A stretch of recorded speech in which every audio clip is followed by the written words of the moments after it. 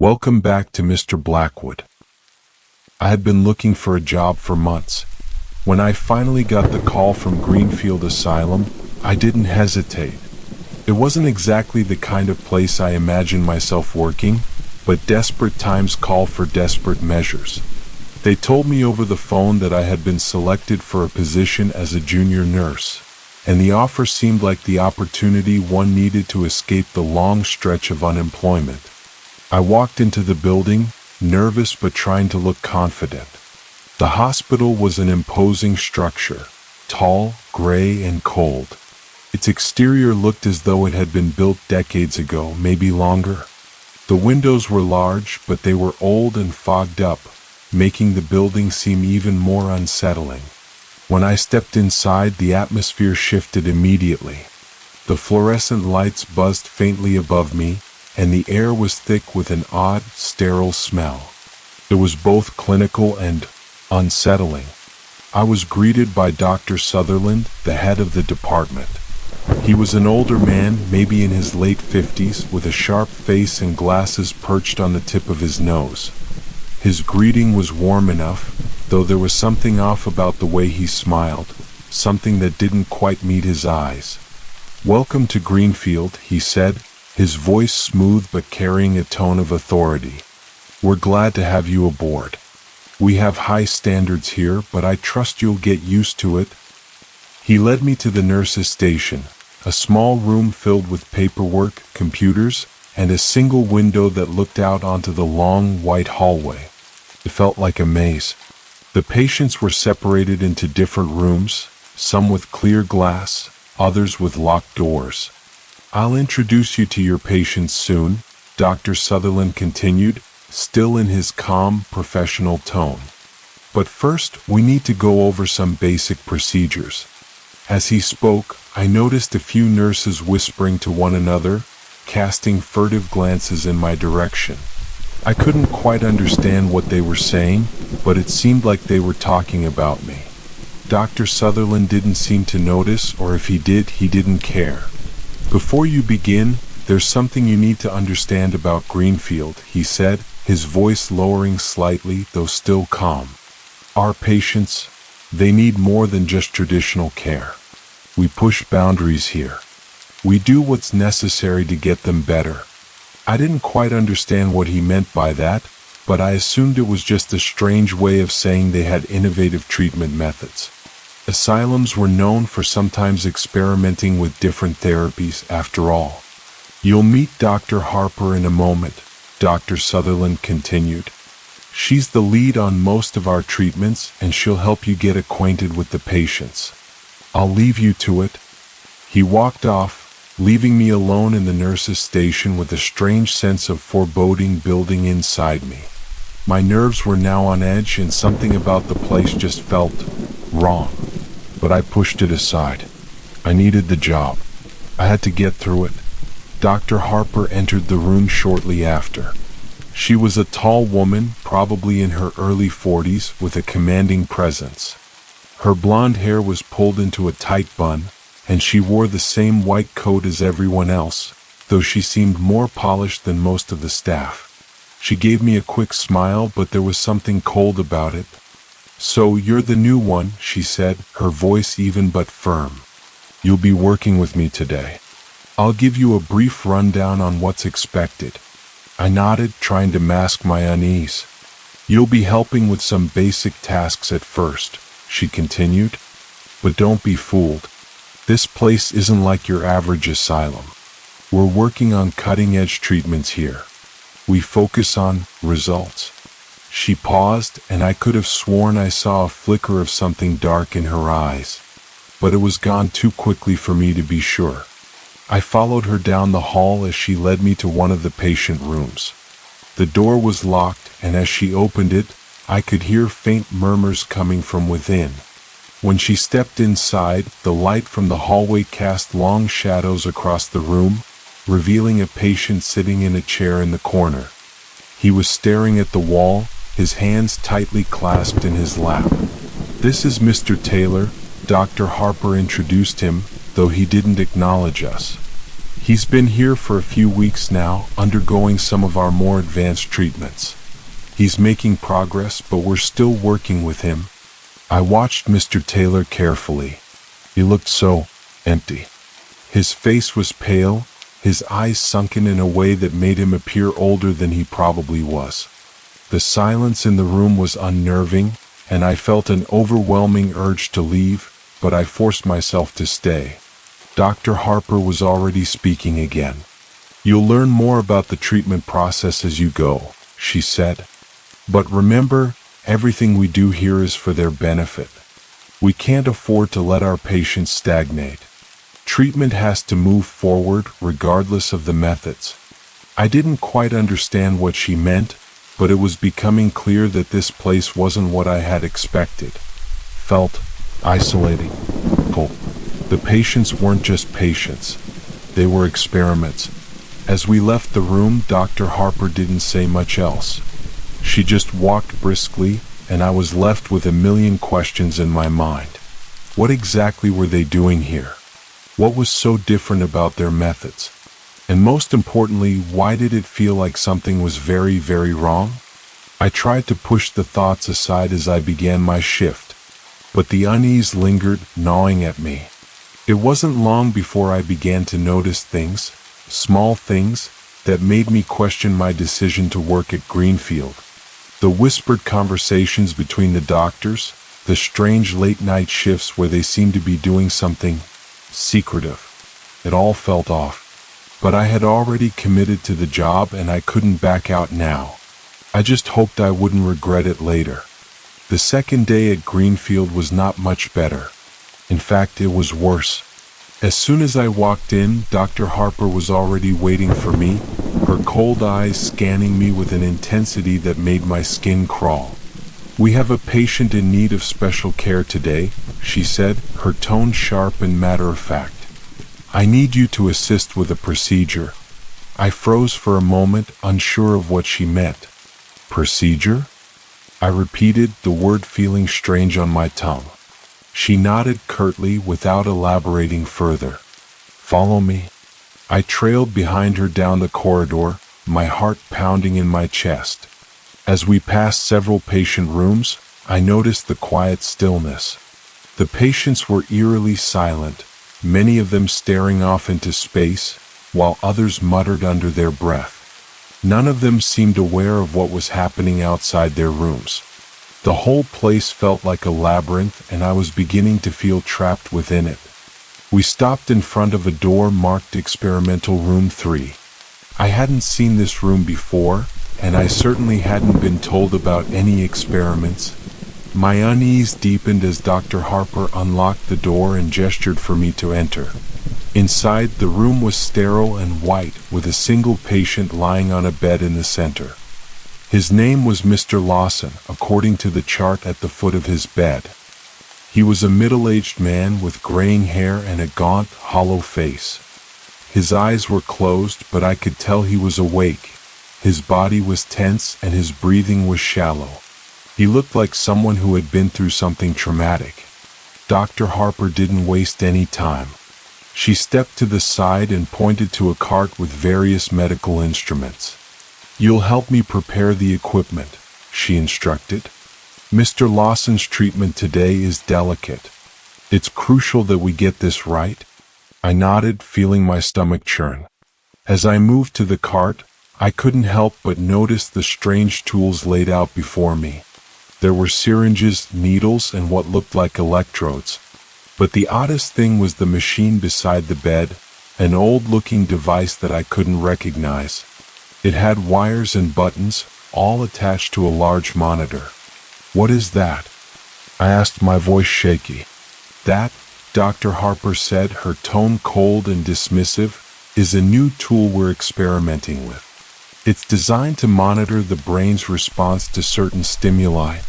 I didn't fully understand what she meant, but I didn't want to ask too many questions. I was already in over my head, and the last thing I needed was to seem incompetent. As Dr. Harper continued to prepare the equipment, I stood back and watched, my mind racing. I had never seen anything like this before. The whole room felt too clinical, too precise. There was no warmth here, no empathy. Just the cold, mechanical motion of medical procedures.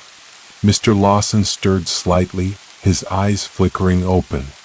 He looked around the room, but his gaze didn't focus on anything. His expression was blank, as though he was detached from reality. Dr. Harper stepped forward and began attaching electrodes to his head. Mr. Lawson didn't flinch or resist. He just lay there, his body limp. It was as if he had surrendered to whatever was happening to him. A chill ran down my spine. "We'll begin soon," Dr. Harper said, adjusting the machine's settings. "This is a simple test, but we need to ensure the procedure is effective. The results will help us improve the treatment for our other patients." I nodded again, my hands trembling as I stood beside her. I had no idea what was going on, but something told me that this wasn't just a routine medical procedure. There was something darker at play here, something hidden beneath the surface. Dr. Harper switched on the machine, and the monitor blinked to life. The screen flickered for a moment before displaying a series of lines and waves. It looked like a graph, but the readings didn't make any sense to me. I had no background in this kind of medical equipment, but I could tell that something about it was off. The machine beeped once, then again, and then the lines on the screen began to spike wildly. Dr. Harper didn't seem concerned. In fact, she seemed pleased. "Good," she muttered to herself. "It's working." I watched in horror as the spikes on the monitor grew more erratic, the lines twisting and turning violently. Mr. Lawson's body began to twitch, his face contorting in what looked like pain. His eyes shot open, but there was no recognition in them, only terror. "What's happening?" I asked, my voice barely a whisper. Dr. Harper didn't respond immediately. Instead, she adjusted the machine again, making the spikes even higher. Mr. Lawson let out a guttural sound, but it wasn't a scream, it was a strangled, almost animalistic noise. His limbs jerked violently, and for a moment, I thought he was going to break free from the restraints holding him to the bed. But Dr. Harper remained calm. She monitored the machine, her face set in an expression of clinical concentration. "This is necessary," she said, almost as though she were speaking to herself. "We need to push them past their limits. Only then can we find the breakthrough we need." I stood frozen, unable to move or speak. I didn't know what was happening, but it felt wrong. Everything about this felt wrong. Suddenly, the beeping of the machine grew louder, and the screen flashed a bright red. Mr. Lawson's body went still, his breathing shallow, and his eyes glazed over. He looked empty. Dr. Harper stepped back, satisfied. "It's done," she said flatly. "This procedure will help us understand the effects of trauma on the brain, and soon we'll be able to replicate it for other patients." I didn't know what to say. I didn't know what I had just witnessed, but I was certain that it wasn't normal. This wasn't medicine. This was something else entirely. As we left the room, I couldn't shake the image of Mr. Lawson's vacant eyes from my mind. The hospital felt colder now, more oppressive. The walls seemed to close in around me, and I couldn't escape the feeling that something terrible was happening behind the closed doors of Greenfield. And I was part of it. The next few days blurred together in a haze of confusion and growing dread. Every time I walked into Greenfield, I couldn't shake the feeling that something was wrong, something deeper than I could understand. The hospital's sterile corridors, the hollow eyes of the patients, and the strange experiments being conducted under the guise of treatment. Everything felt like it was slowly suffocating me. Dr. Harper and Dr. Sutherland kept a tight grip on the activities here. As days passed, I found myself participating in more and more procedures. They didn't always involve the machines from Mr. Lawson's room, but they always involved strange, unsettling methods. Sometimes, it was blood samples taken under the pretense of gathering data for advanced research. Other times, It was the application of electrodes to monitor brain waves, though the patients never seemed to respond in any way that indicated the treatments were working. But it wasn't just the procedures that were making me uneasy. It was the whispers, the murmurs between staff members when they thought no one was listening. There was something secretive about it all. One afternoon, as I was walking down the hall, I overheard two nurses talking in hushed voices. "Did you hear what happened in room 12? One of them asked. Her tone was low, almost fearful. "No, what happened?" the other nurse replied, glancing around nervously. They say one of the patients, Mr. Green, got too close to the experiment. They had to sedate him. But Dr. Sutherland wouldn't allow it to go on record. It's like he's trying to keep everything under wraps." The first nurse lowered her voice even further, speaking in an almost conspiratorial tone. "I don't think it's just research anymore. There's something else happening here, something darker." I stopped in my tracks, my heart racing. I hadn't heard of Mr. Green before, but the way they were talking, it didn't sit right with me. And the mention of sedation that wasn't recorded, was enough to send a shiver down my spine. What kind of hospital operates like this? What kind of research are they really doing? The conversations didn't stop there. Each day, it felt like I uncovered more unsettling details about the inner workings of Greenfield. One of the orderlies, a man named Paul, told me in passing that some patients had been here longer than he could remember. They weren't just suffering from mental illnesses, they were being held for reasons no one spoke of aloud. Whenever I asked questions, I was met with vague responses and uncomfortable silences. It wasn't until I began to work directly with the patients in the back wing of the hospital that I began to piece things together. This area of the hospital was different from the others. It wasn't as well maintained, and the rooms were even darker. The patients here were different. Their eyes lacked the usual glaze of detachment that I'd come to expect from those receiving treatment. No, these patients were more aware, more engaged, but not in a normal way. There was something deeply wrong with them. I was assigned to care for a patient named Mrs. Carter, an elderly woman who had been in Greenfield for several months. Her condition was described as severe anxiety and depression, but as I spent more time with her, I began to suspect that it was more than that. Mrs. Carter spoke in fragmented sentences, but occasionally she would utter something that seemed oddly coherent. "I saw them," she whispered one afternoon when I was checking her vitals. Her voice was weak, but there was a strange urgency in it. "The doctors, they're doing something to the others, to the brain. I saw them and they looked different." I crouched beside her bed, trying to calm her down. "Mrs. Carter, it's okay. Who did you see?" But she wouldn't answer. She just stared at me with wide, unblinking eyes. They're changing them," she muttered, her voice trailing off. "Changing them?" I asked, my voice barely above a whisper. My heart skipped a beat. "What do you mean?" Mrs. Carter didn't respond.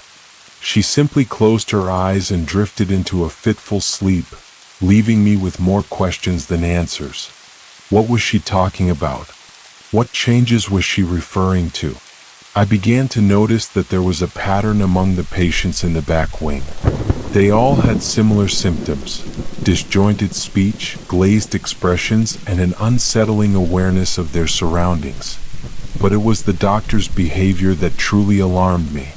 They seemed to be moving with a strange sense of purpose, always working in the shadows, always keeping to themselves.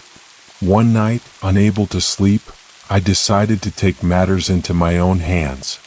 I had to find out what was going on in that back wing. I had to know the truth. I waited until the night shift began, when the hallways were quieter and most of the staff were preoccupied with their work. I made my way to the back wing, using a keycard I had managed to borrow from the nurse's station. The door creaked as I opened it, and I stepped inside, my heart pounding in my chest. The rooms were dimly lit, the faint hum of machines filling the silence. I moved quietly down the hallway, peering into the rooms as I passed.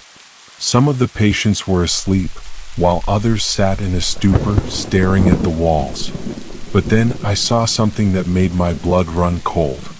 In one of the rooms, Dr. Sutherland and Dr. Harper were standing over a patient, their faces obscured by the dim light. The patient, Mr. Green, the one I'd heard about in the nurse's conversation, was lying on the bed, his eyes wide open. His mouth moved, but no sound came out. His hands were strapped to the bed, and his body jerked spasmodically, as if he was fighting against something. The doctors didn't seem to care. They were focused entirely on the machine beside him, a new contraption I hadn't seen before. Wires were attached to Mr. Green's temples, and the machine emitted a soft whirring noise as the doctors adjusted the settings. The look on their faces wasn't one of concern, but of satisfaction. "His response is much stronger this time," Dr. Harper said, her voice low but steady. Dr. Sutherland nodded, his lips curling into something like a smile. "We're getting closer," he muttered. "The breakthrough is almost here." I didn't know what they were doing, but whatever it wasn't right. This wasn't treatment. It wasn't healing. It was manipulation. I stepped back, my heart racing in my chest. I had to leave before they noticed I was there. But as I turned to go, I heard Dr. Harper's voice again, low and menacing. "You should have never come here." I froze, my blood running cold. I stood frozen in the hallway, my breath caught in my throat. Dr. Harper's words echoed in my ears, and for a split second I considered running. But there was no way I could escape now, not after everything I'd witnessed. I had to know the truth. I had to find out what was really happening in this place. I turned slowly, my heart pounding in my chest, and saw Dr. Harper's face. She was standing in the doorway, her eyes piercing through the dim light, her expression unreadable. My legs were like lead, and every instinct in me screamed to flee, but I couldn't. "Dr. Harper." I began, but my voice faltered. She raised a hand, cutting me off. "You've seen too much," she said softly, but there was no comfort in her tone. It was cold, calculated. "You shouldn't have come here, but now that you have, there's no turning back." I tried to speak, to defend myself, but my words got caught in my throat. I was terrified, yet a part of me couldn't look away. I needed to understand. I needed to know what was happening. Dr. Sutherland appeared in the hallway behind her, his face unreadable. "This hospital has a purpose," he said, his voice low and controlled. "A purpose that goes beyond the usual practices. We are here to push the boundaries of medicine, to transcend the limits of conventional psychiatry." I swallowed hard, trying to steady my breath. "What do you mean? What's going on here? What are you doing to the patients?" Dr. Sutherland's expression remained unchanged, but there was a glimmer of something in his eyes. "We're conducting experiments to unlock the potential of the human mind," he said, his voice oddly serene. "We're testing new theories, methods that could revolutionize mental health care. But sometimes, to achieve greatness, sacrifices must be made." I felt my stomach twist in horror. "Sacrifices?" I whispered, my voice barely audible. Dr. Harper stepped forward, her gaze fixed on me. "Not every patient here will make it through," she said coldly. "But those who do will be changed, better, stronger, more capable than they were before. That's the goal of this institution." I was shaking now, my body trembling with fear. I wanted to run, to escape, but something kept me rooted to the spot. Maybe it was the need for answers, or maybe it was just sheer panic, but I found myself asking the question I dreaded most. "What happened to Mr. Green?" I managed to ask. Dr. Harper smiled, but it wasn't a kind smile. "Mr. Green? He's a success story in the making. He's undergone several treatments, and his mind is becoming more malleable by the day. He's starting to show signs of change. We'll see if he survives the next phase. My head spun. I couldn't comprehend what they were saying. It didn't make sense. The patients here weren't being treated. They were being manipulated, broken down, and remade into something else. Something they thought was better. But for who? For what purpose? We're preparing for something greater, Dr. Sutherland continued, his voice taking on a fervent tone. The mind is a powerful thing. With the right adjustments, we can create a new breed of individuals. People who are stronger, more focused, and more capable than ever before. It's a necessary step in human evolution. I stumbled back a few steps, my mind racing. I had walked into this place hoping to find a job, a way to pay the bills. But now I had discovered that Greenfield wasn't a hospital at all. It was a lab. A place where they were experimenting on human beings, playing God with their lives in the name of some twisted form of progress. Dr. Harper's eyes bored into mine as if she could see right through me. You've seen what we do here, and now you'll be part of it whether you like it or not, she said with chilling finality. You're either with us or you're in the way. I backed away from her, my head spinning. I can't be a part of this, I stammered, my voice shaking. I didn't sign up for this. You don't get to decide that, Dr. Sutherland said, stepping closer to me. His voice was low, but there was a certain finality to it. You're already part of this whether you accept it or not. You're too far in now. I turned and bolted, not thinking, not caring about anything except getting out. My heart raced as I ran down the hallway, hearing the faint sound of footsteps behind me. But I didn't dare look back. I ran past the nurse's station, my breath coming in ragged gasps. I turned corners, pushing past patients who barely noticed me as I sped by. The hospital felt like a maze, each hallway leading deeper into its cold, suffocating core. I couldn't escape. I couldn't outrun the truth of what was happening here. And then, just as I neared the exit, I heard Dr. Harper's voice echo through the hall. You can't leave, she called, her voice sharp. You can't escape what you've seen. I froze, panic surging through me. The door to the outside world was just ahead, but somehow I knew it wouldn't be that easy. Before I could make another move, I felt a hand on my shoulder. It wasn't Dr. Harper or Dr. Sutherland, but someone else. Someone I hadn't seen before. A tall man in a hospital gown, his face pale and gaunt. His eyes were wide, filled with fear. Don't trust them, he whispered urgently. They're doing things to our minds. They'll make you one of them if you stay. I didn't have time to respond. Before I could even process what he was saying, I was grabbed from behind by another set of hands. Strong hands, and before I knew it, I was being dragged away from the exit. Help! I screamed, but no one came. I was trapped. My heart pounded in my chest as the hands gripped me tighter, pulling me away from the exit I had been so close to reaching. My breath came in short, panicked gasps as I struggled to break free, but the grip on my arms was too strong. I twisted and jerked, but it was no use. Whoever was holding me was determined, and I was powerless to stop them.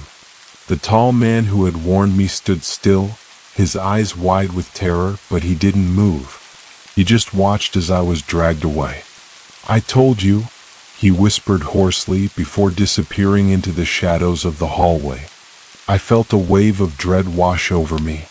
The fear I had been trying to suppress came crashing down like a tidal wave. What were they going to do to me? Why couldn't I escape? What were they really doing here at Greenfield? The hallway seemed to stretch on forever as I was pulled deeper into the hospital, away from any hope of freedom. The fluorescent lights flickered overhead, casting strange shadows on the walls, distorting the already eerie atmosphere. I could hear the muffled sound of my own breathing, mixed with the faint echo of footsteps as I was led toward the unknown. We stopped in front of a heavy metal door at the far end of the hallway. The door was locked, but the person holding me, a stocky nurse I hadn't seen before, punched in a code on the keypad and twisted the handle. With a low groan, the door creaked open, revealing a dark room beyond. "No," I screamed, panic rising in my throat as I tried to pull away again. "What are you doing?" The nurse's expression was unreadable. He didn't respond, only pushed me roughly into the room. My mind raced, but there was nothing I could do. I was trapped. The room was cold and dimly lit, the only light coming from a series of small lamps positioned on the walls.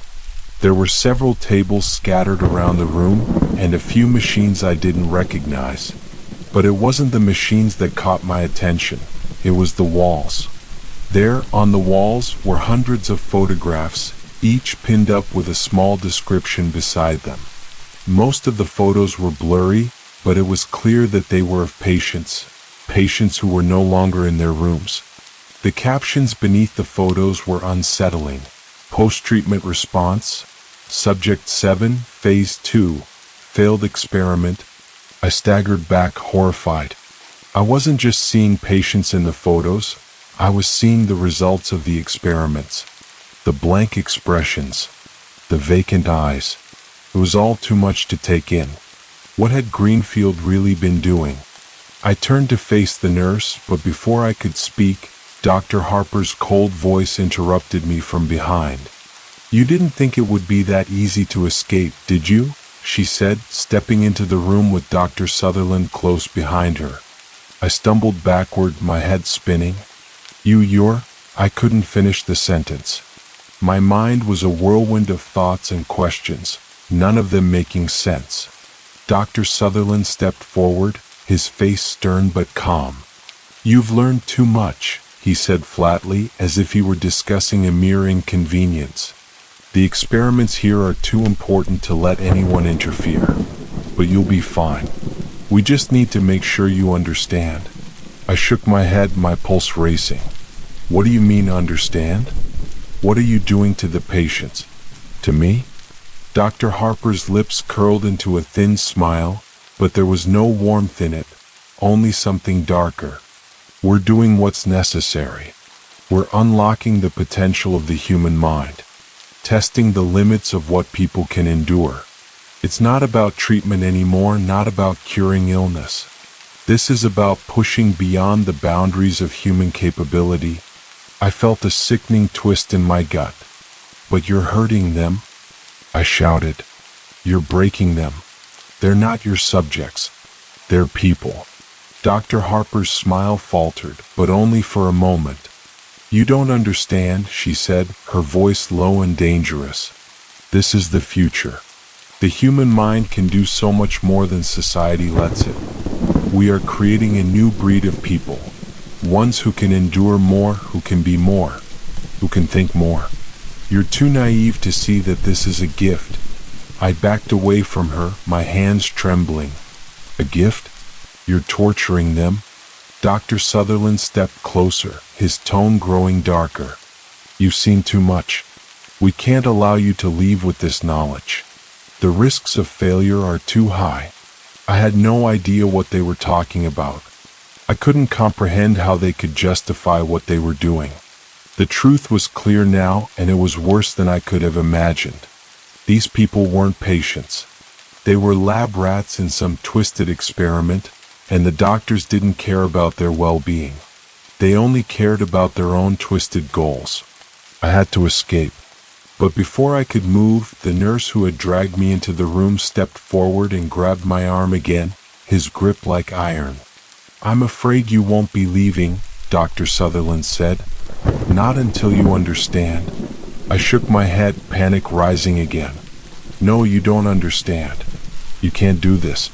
You can't just..." But Dr. Harper cut me off. "Enough. You'll stay here until you see reason. You'll join them, whether you like it or not." My blood ran cold at her words. I didn't know what they were planning, but I knew it was worse than anything I had ever imagined. And as the nurse led me toward one of the tables in the center of the room, I realized with a sickening certainty that I wasn't going to walk out of here. At least not as the same person. I woke up in a cold sweat, my body stiff and aching as if I had been lying on a hard surface for hours.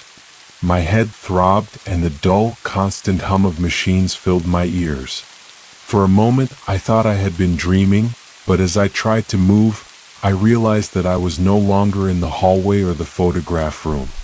I was in a small, dimly lit room that smelled faintly of antiseptic. The sterile walls around me seemed to close in, and my heart raced as I tried to sit up.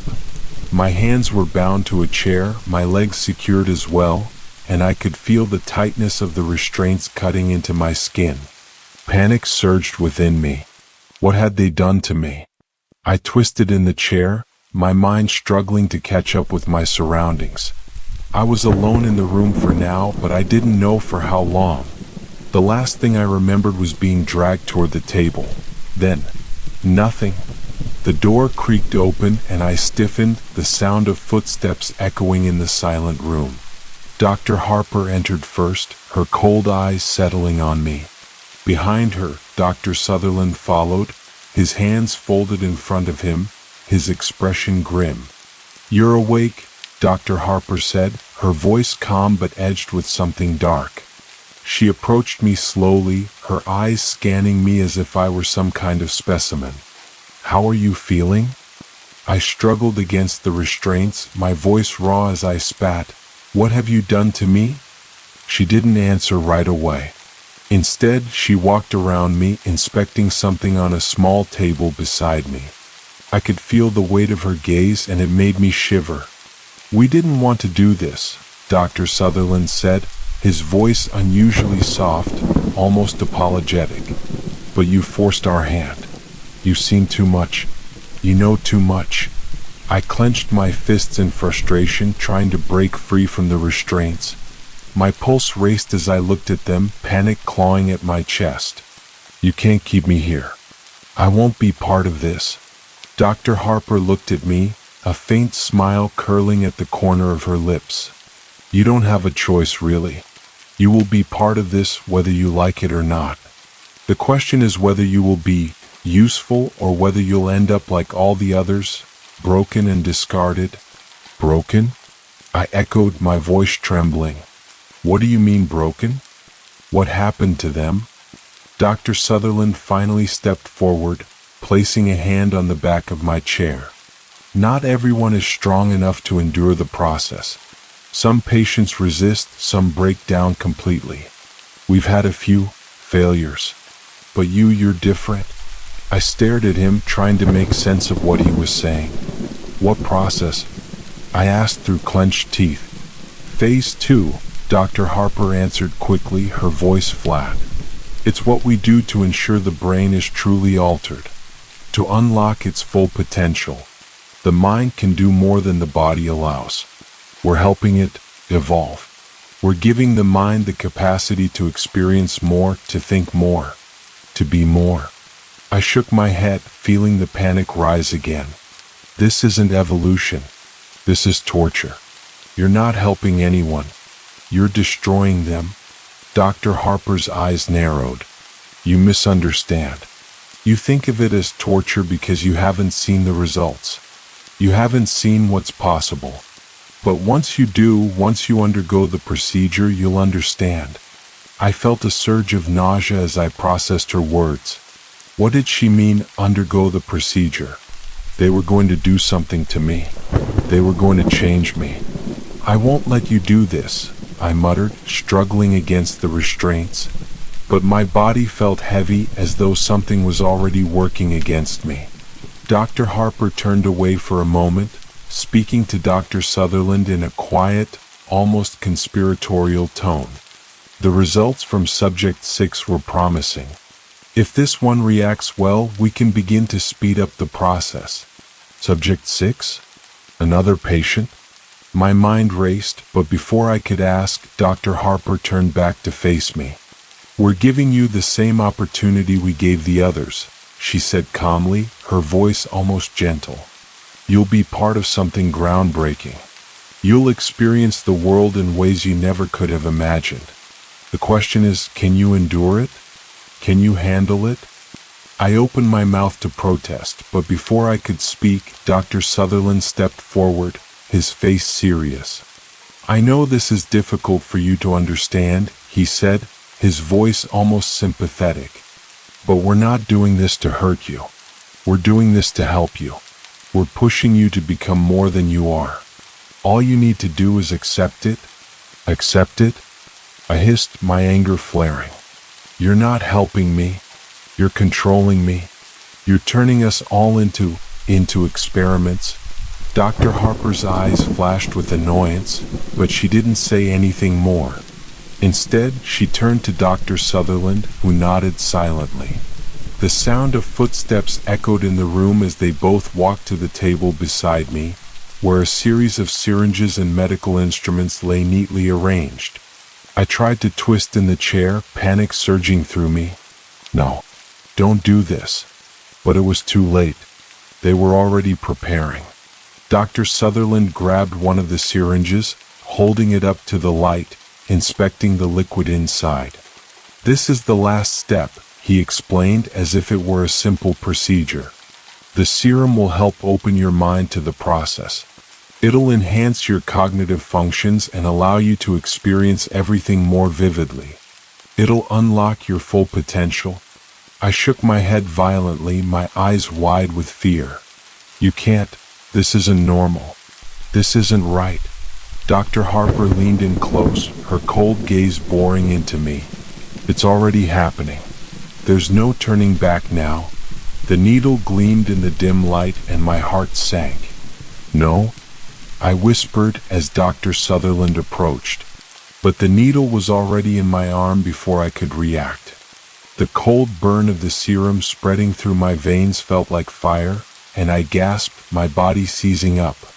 My vision blurred, and the room seemed to distort around me, like I was floating in some surreal nightmare. The world was changing, shifting, bending in ways I couldn't understand. I felt a strange sensation in my mind, a sharpness as if my thoughts were racing faster than my body could keep up. I tried to focus, but everything felt so strange, too vivid, too much was happening. I could feel it. The effects of the serum were immediate, and I could feel it coursing through my veins like liquid fire. It wasn't a physical pain, not exactly. It was more like my thoughts were being twisted, pulled apart, and reassembled into something unrecognizable. My mind raced, the world around me became a blur of colors and sensations, and I felt as though I were drowning in an ocean of information I couldn't process. I tried to focus, to gather my thoughts, but everything was so overwhelming. The walls of the room, the sterile white of the ceiling, the low hum of machines, they all felt distant, like they didn't belong to me anymore. I could hear Dr. Harper and Dr. Sutherland talking in the background, their voices distorted and muffled, but I couldn't make out what they were saying. I couldn't think clearly enough. My breathing became shallow and I struggled against the restraints. Every part of me screamed to escape, but my body felt like it was no longer under my control. It was as if I was trapped in my own head, disconnected from the physical world, unable to move or speak. "Do you feel it?" Dr. Harper's voice sliced through the haze, her words sharp and calculated. "The shift in your perception? Your mind is opening, expanding. You're seeing the world in ways you never could before." I tried to respond, but the words wouldn't form. Instead, all I could do was gasp for breath, feeling the strain of the restraints cutting into my skin as I fought against the overwhelming sensation of being pulled apart. Dr. Sutherland's voice was next. "We've done it. The serum is working. Subject 7 is beginning to exhibit the signs we've been waiting for. The cognitive functions are heightened. The mind is more malleable, more aware." I wanted to scream at them. I wanted to tell them that I wasn't some subject to experiment on, but the words wouldn't come. My thoughts were scattered, my sense of self slipping away with every passing second. The room around me began to distort further, the walls warping, bending like they were made of some kind of soft clay. The floor felt uneven beneath me, and I felt as though I were floating, my body weightless. I could hear a ringing in my ears, the sound growing louder and louder until it felt like it was coming from inside my skull. "How does it feel?" Dr. Harper asked, her voice dripping with satisfaction. "The boundaries of your mind are breaking down. You're becoming something more than you were. Don't you feel it?" I tried to answer, but I couldn't. I was there, in my head, watching as my mind split apart, but I couldn't control it. The thoughts, the sensations, they were all happening too fast, too intensely. It was like I was being forced to experience everything at once. Every emotion, every sound, every image, every memory. Suddenly, everything stopped. The world around me stilled, the noise and the distortion fading away as quickly as they had come. I was no longer floating. I was anchored back to reality, but the reality that surrounded me felt wrong. I could feel the cold metal of the restraints again, the tightness in my chest as I gasped for air. I felt as though I had been reset, like I was emerging from a fog, but the fog was still there, lingering just beneath the surface of my mind, like a dark shadow that refused to leave. "Is it over?" I whispered hoarsely, the words barely leaving my lips. My throat was dry and my voice trembled, but I had to know. What had they done to me? Dr. Harper's face loomed in front of me, her expression unreadable. "No, it's not over. You've only begun the process. What you're experiencing now is just the first stage. Your mind is adapting, becoming more sensitive to the stimuli around you. It's only a matter of time before you'll be able to understand everything in ways you can't yet imagine." I could barely process what she was saying. The world still felt alien, and my thoughts were still disjointed, like pieces of a puzzle scattered across my mind. I wanted to scream, to beg them to stop, to tell them I wasn't some tool to be used for their experiments. But I didn't have the strength. I felt drained, empty, like the very core of who I was had been stripped away. "Your mind is starting to fracture," Dr. Sutherland said, his voice softer now, almost gentle. "But that's a good thing. You're breaking through the limitations of your humanity. The mind is a powerful thing, and with the right encouragement, it can accomplish things beyond our wildest dreams." I couldn't process it. I didn't know what was happening to me, but I knew one thing for sure. Whatever this was, it was wrong. They weren't enhancing me. They were breaking me. I had to get out. I had to fight whatever was happening to me. But even as the thoughts crossed my mind, I felt a heaviness settle in my chest. My body, my mind, they weren't mine anymore. I was a prisoner, trapped inside my own head, at the mercy of these people. Suddenly, Dr. Harper moved closer, her eyes narrowing slightly. "Do you feel it? The change? The awakening?" She leaned in even closer, her breath cold against my ear. "This is just the beginning. Soon you'll understand everything. You'll become part of something greater." I shook my head, my mind struggling to hold on to the remnants of my sanity. "No, I won't let you do this." But Dr. Harper only smiled, and it was a smile that chilled me to the core. "You don't have a choice anymore." I couldn't fight it. I couldn't fight them. The serum, the experiments, everything they had done to me, it had already started to take root.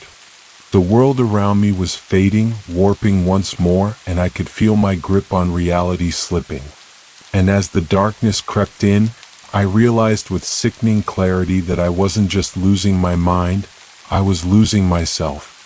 I don't know how much time passed after the procedure, but when I came to, I was no longer certain of who I was or what was real. The world felt strange, like I was looking through a veil, unable to fully grasp the reality in front of me. The pain in my head was gone, replaced by an unsettling clarity, but this clarity wasn't a gift. It was a curse.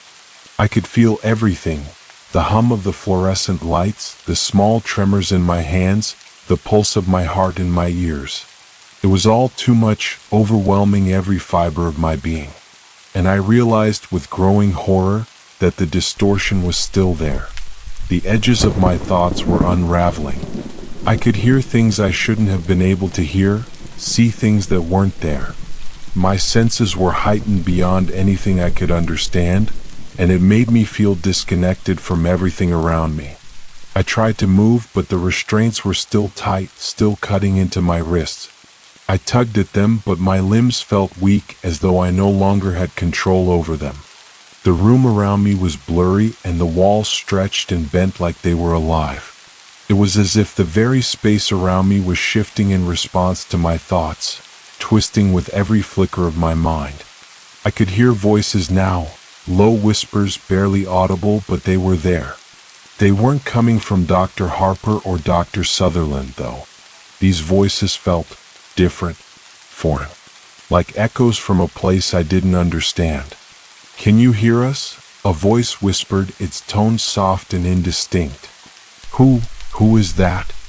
I asked, my voice shaky, but there was no answer. The voice simply faded, leaving behind a lingering feeling of dread. I closed my eyes, trying to block out the noise, the overwhelming sensations, but when I opened them again, I saw things differently.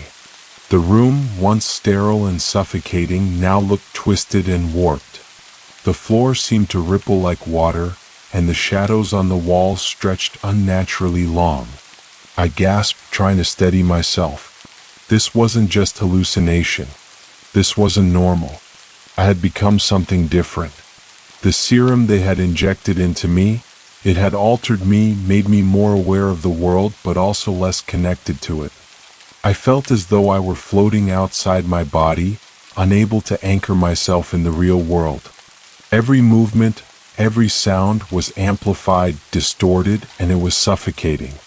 The door opened and Dr. Harper stepped inside. Her face was as cold and composed as ever, though I could see the slight flicker of something in her eyes, perhaps satisfaction. She walked toward me, her heels clicking sharply against the floor. "You're adjusting," she said, her voice calm, almost clinical. "It's good to see the serum is taking hold. You're becoming more attuned to your surroundings, to everything. This is what we've been working toward." I turned my head to look at her, struggling to focus. My mind was still spinning, and every word she spoke felt like it was coming from a far-off place, as though it had no connection to me. "What have you done to me?" I whispered hoarsely. "What is happening to me?" Dr. Harper smiled, but there was no kindness in it. "You're awakening just like we hoped. You're starting to see beyond the surface of things. You're seeing the world as it really is." The room seemed to contract around me, the walls pressing in closer, and my vision blurred once more. "No, this isn't real," I murmured, my voice trembling. "This is all wrong. You've broken me." She shook her head slowly. "No, we've freed you. You're seeing the truth now, the way it was always meant to be.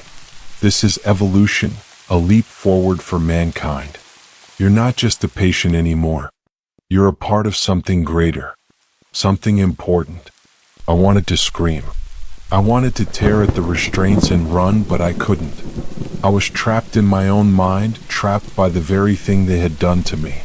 My senses were too sharp, too broken. The world felt like a distorted dream, and I was powerless to wake up from it. "You'll never escape," Dr. Harper continued, her voice growing more distant as she spoke. "You'll never be the same again, but you'll have something that others don't: understanding. You'll see everything clearly, and in time, you'll realize that what we've done is necessary." I squeezed my eyes shut, trying to block out her words, but the images in my mind only intensified. I saw flashes of patience, faces twisted in agony, eyes wide with fear, as if they were trapped in the same nightmare I was now living. They were all like me. They had been altered, forced to see the truth of the world, but the truth was too much. It was unbearable. "They'll never let you go," Dr. Harper said, her voice now cutting through the haze in my mind. "None of us will." I felt the coldness of her words seep into my bones. My breath quickened and I could feel the panic building inside me. I wasn't free. I wasn't enlightened. I was a prisoner, trapped in my own mind, trapped in this hospital that had become a living nightmare. The door to the room slammed open again and I turned my head, startled. Dr. Sutherland appeared, his expression hard and unyielding. "It's time," he said simply, his voice low and measured. I didn't know what he meant, but fear clawed at me. They were going to do something more to me. They were going to push me further than I could endure. "Don't let them," I whispered, barely able to speak, the words strangled in my throat. But they didn't answer. They didn't need to. Dr. Harper's eyes flickered with something unreadable as she stepped back, allowing Dr. Sutherland to approach me. "It's not about what you want anymore," he said, his tone flat. "It's about what you need. And this is what you need to understand." Before I could respond, everything went black. I woke up in a different place, though I couldn't immediately tell where I was. The fog in my mind hadn't cleared, and everything felt distant, like I was observing my own life through a glass pane. My body ached, but there was no sharp pain, just a dull heaviness, as though I were trapped in a shell that wasn't quite mine. I blinked a few times trying to focus, but the world around me was still blurred. The room was darker now, the lights dimmer, and the walls had a strange, oppressive quality to them. I could hear the faint sound of machines in the background, but they weren't comforting. They were reminders of the reality I had come to know. I was still inside this place, still trapped by their experiments.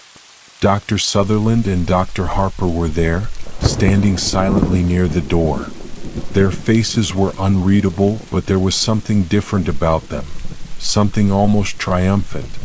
They were watching me, waiting for me to come to terms with whatever had happened to me. "Do you understand now?" Dr. Sutherland's voice broke the silence, calm as ever. I turned my head slowly toward him. My mouth was dry and my throat felt raw, but I managed to whisper, "What did you do to me?" Dr. Harper stepped forward, her eyes cold and calculating. "We didn't do anything to you. We did something for you. You've seen it, haven't you? The way the world bends, the way everything becomes clearer." I squeezed my eyes shut, trying to block out the overwhelming flood of thoughts and sensations that rushed in. My mind felt fractured, broken into 1,000 pieces. Some of it was terrifying, other parts strange, but all of it was too much. My senses had been heightened beyond control, and I couldn't stop the flood of awareness that kept crashing against me. "Stop," I gasped, clutching my head as if it might stop the chaos. "Please, just stop." "You'll get used to it," Dr. Harper said in her calm, detached tone. "It's a process. It's the only way to truly see the truth. The serum has unlocked your mind's potential. You can see things you never could before. You can understand the world on a deeper level." I looked at her, my heart sinking with dread. "The world? What world? This isn't right." Dr. Sutherland smiled faintly. "You'll learn soon enough. You're seeing what others can't. You're experiencing the world in ways that were always there, but hidden, waiting to be unlocked. This is just the beginning." I tried to pull away, but my body felt heavy.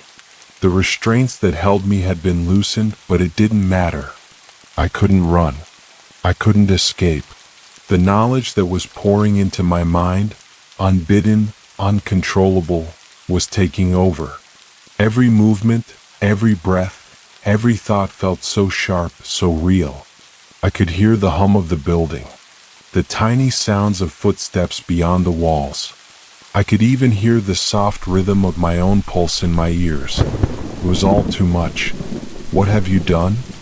I whispered hoarsely. "I can't live like this." Dr. Harper's eyes softened for the briefest moment. "This isn't about living. It's about becoming. The mind can transcend the physical. The mind can evolve." "Evolve?" My voice cracked with disbelief. "Into what? A monster?"